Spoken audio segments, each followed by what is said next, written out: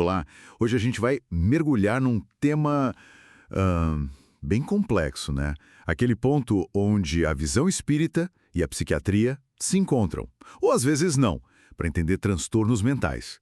Vamos focar na depressão e nos quadros dissociativos. Exatamente. E para essa nossa conversa, a gente se baseou em algumas fontes interessantes. Tem um texto que compila discussões de um grupo chamado Ciclo Reflexivo, o PC 23, e, claro, referências clássicas do espiritismo, tipo Allan Kardec, e autores como Cajazeiras, Nobre, Cone. Certo. A ideia aqui é desvendar mesmo como o espiritismo vê as causas, a etiologia e também as terapias para essas condições e como isso dialoga ou até contrasta, né, com a psiquiatria mais convencional. Perfeito. Então vamos lá, começando pela depressão.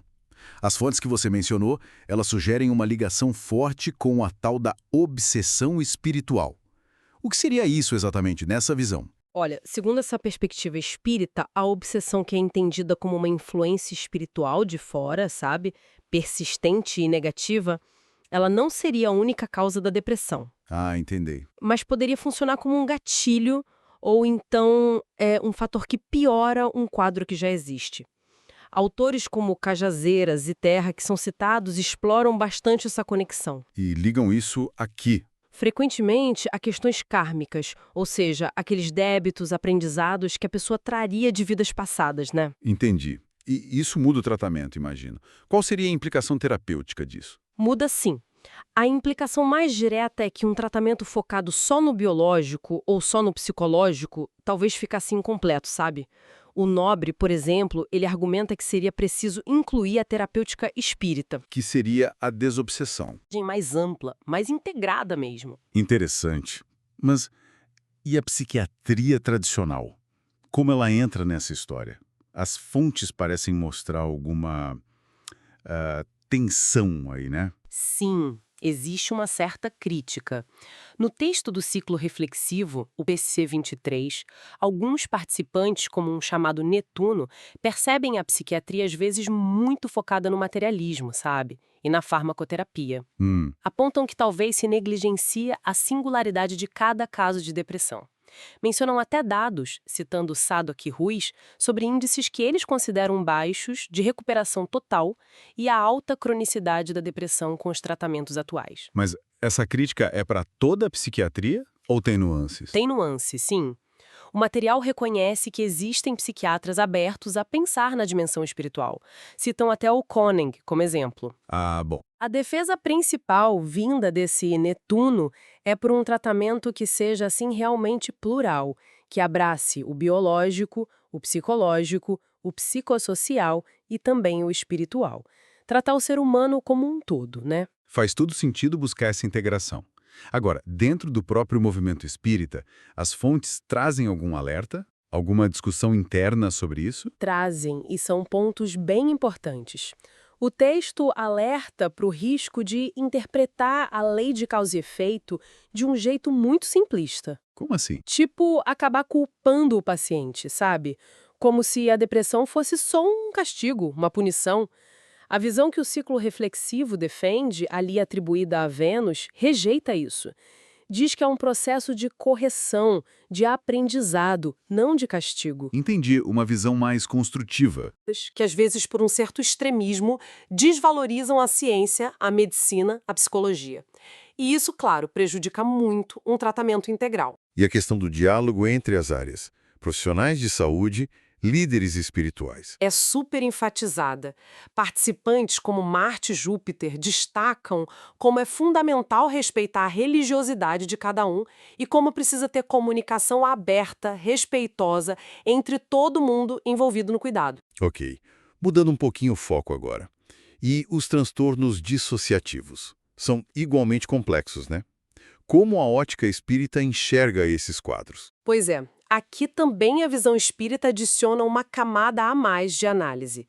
Primeiro, ela diferencia fenômenos mediúnicos, que são controlados, tipo psicografia, psicofonia. Que podem ter dissociação, mas não são doença. Isso. Se forem controlados, a própria psiquiatria pode ver como variações saudáveis. Mas para os transtornos dissociativos mesmo, aqueles que causam sofrimento, As fontes apontam principalmente duas causas espirituais. E quais seriam? A primeira é o que chamam de animismo. Seria a pessoa expressando conteúdos do próprio inconsciente profundo, do espírito dela, sabe? Coisas ligadas a traumas antigos, de outras vidas ou débitos kármicos. Isso viria de dentro, sem influência externa direta. Certo, animismo. E a segunda? A segunda é a obsessão. Parecido com o que falamos da depressão. Uma consciência externa, um espírito, influenciando e perturbando o psiquismo, podendo gerar os sintomas dissociativos. E uma coisa pode estar ligada à outra? Animismo e obsessão. Podem coexistir, sim. As fontes sugerem que uma coisa pode até puxar a outra, ou se misturarem no quadro. E aquele transtorno mais conhecido, o de identidade dissociativa, antigamente chamado de múltiplas personalidades. Como ele se encaixa aí?